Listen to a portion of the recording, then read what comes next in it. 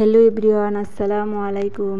কেমন আছেন সবাই? আশা করি ভালো আছেন। আমিও অনেক ভালো আছি আপনাদের দোয়ায়। আমি এখন সকালবেলার নাস্তা বানাবো। এদিক দিয়ে আমি খুদের চালের ভাত বসিয়ে দিয়েছি, প্রায় হয়ে গিয়েছে।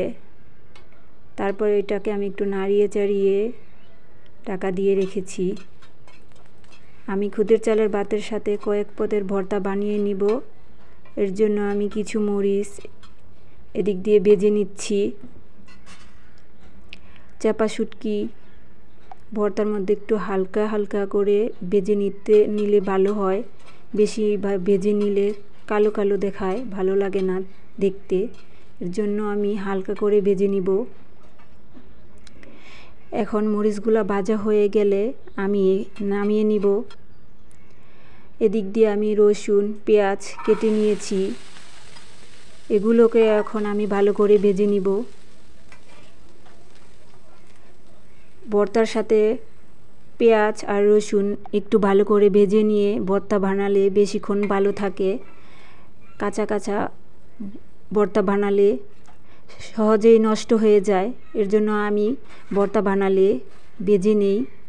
বাদামি কালার হয়ে আসলে আমি এটাকেও নামিয়ে নিব। এদিক দিয়ে আমি চাপা শুটকিগুলোও ভেজে নিচ্ছি। চাপা শুটকি একটু ভেজে নিলে স্মেলটা সুন্দর হয়, খেতেও ভালো লাগে। চাপা শুটকি হয়ে যাওয়ার পর আমি মলা মাছের শুটকিগুলোও ভেজে নিচ্ছি।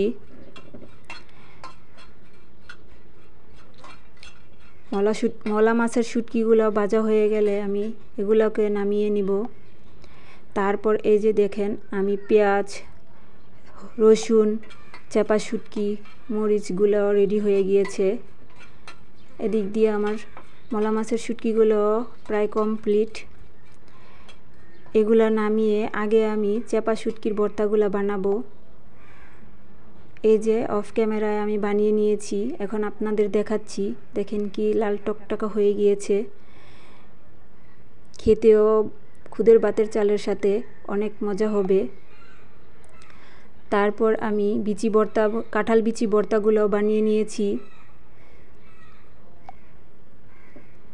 পাটা গড়ানো ভাত কার কার খেতে পছন্দ? আমার তো খুব বেশ লাগে। এদিক দিয়ে আমি খাবার সলভ করা হয়ে গেছে। কাঁঠাল বিচি ভর্তা, চাপা শুটকি ভর্তা, মলা মাছের শুটকি ভর্তা, খুদের চালের ভাত, শসা লেবু সকালের নাস্তায়। কার কার খেতে ভালো লাগে খুদের চালের ভাত আর ভর্তা কমেন্টে জানাবেন।